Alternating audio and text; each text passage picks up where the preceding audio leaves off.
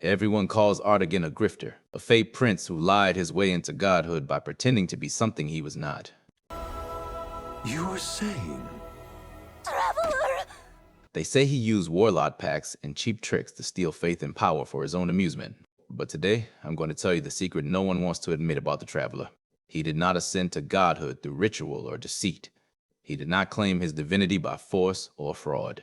He was made into a god by the unwavering, pure, and unshakable love of one small blue tiefling girl. His transformation is not a story of manipulation.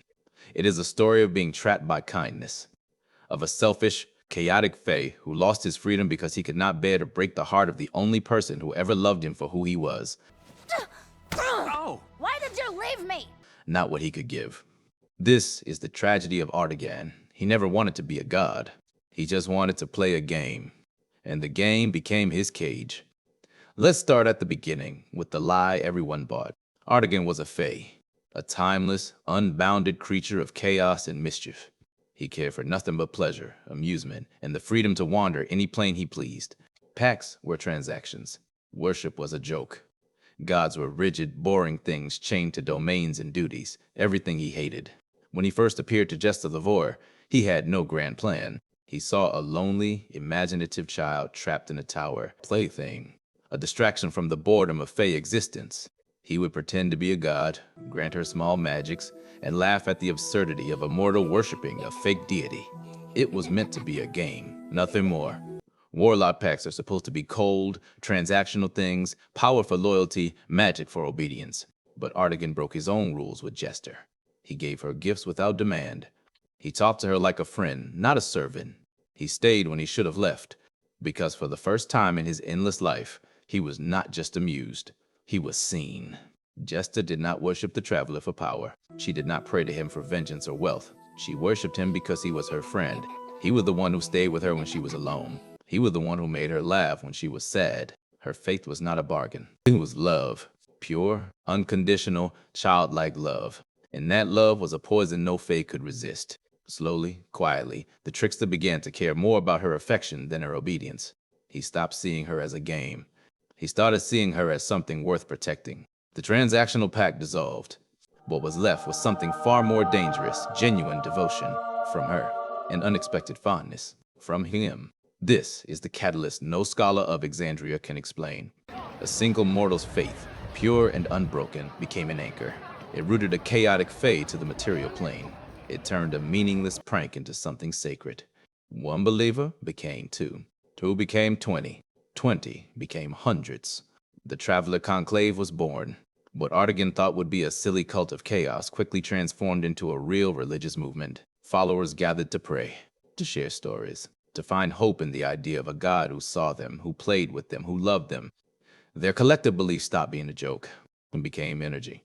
Raw, divine energy. Fuel for apotheosis. The chaotic rituals of the conclave were not mindless revelry. They were legitimate worship. Pranks became offerings.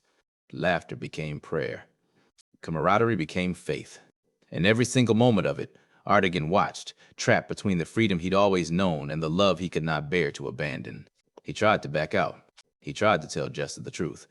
He feared the Moonweaver, feared the consequences of pretending to be a god, feared the weight of responsibility that came with real devotion. But every time he looked at Jester's bright, trusting eyes, he couldn't do it. He couldn't break her. The threshold of true divinity crossed not during a grand ritual, but in a quiet moment, when Artagan stopped responding to contracts and started responding to prayers. When he put Jester's safety above his own amusement. When he chose to stay, even though staying meant giving up the Fey Wilds, his freedom, his old life. In that moment, the trickster facade shattered. The fake god became real. He was no longer a Fey playing at divinity. He was a god bound by the faith of his followers, and most of all, by the love of the one follower who made him everything he was. This is the revolution of Artagan's ascent.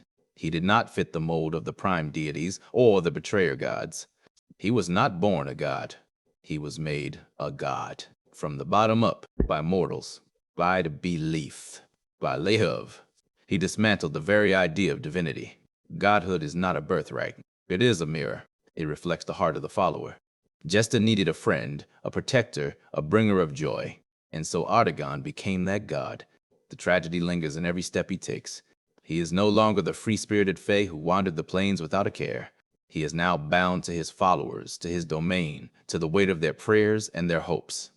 He traded eternal chaos for eternal duty, all because he could not bear to let one little girl down. Everyone asks, was Artagan a fraud? Did he manipulate Jester? Did he steal his godhood? The answer is no. He was saved by her. Even if salvation meant losing his freedom, he is the first self-made god of Exandria. Not through power, through love. Thanks for watching. This is one of the most emotional, controversial stories in all of Critical Role. Some will still call him a liar, some will call him a hero, but I see him as something far more tragic, a being who gave up everything to be the god someone needed him to be. So here is the question that will divide us all. Is godhood a gift or a prison? And if a god is made by the faith of their followers, do they belong to themselves or to the ones who love them? Let me know in the comments. This is a conversation we all need to have. Hit subscribe if you want more deep dives into the hidden tragedies of Exandria's most misunderstood characters.